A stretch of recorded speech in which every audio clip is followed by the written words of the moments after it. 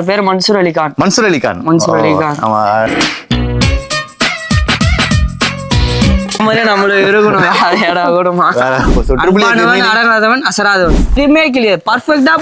திருப்பி கொடுத்துடலாம். எத்தனை பேர் போட்டியா தூக்கி வீட்டுல மறுபடியும் போட்டியா? ஷர்ட் 1000 ரூபாய், 3 பேண்ட் 1000 ரூபாய். 3 பேண்ட் 1000 ரூபாய். 3 பேண்ட் ரவுண்ட் ஷோல்டர் ஷர்ட் இன்னவோ 5 பேண்ட் 5 ஷர்ட் 1000 ரூபாய். ஏதோ தூக்கி அடிக்கிறாங்க, முடி மேல அடிக்கிறாங்க, விசில் அடிக்கிறாங்க.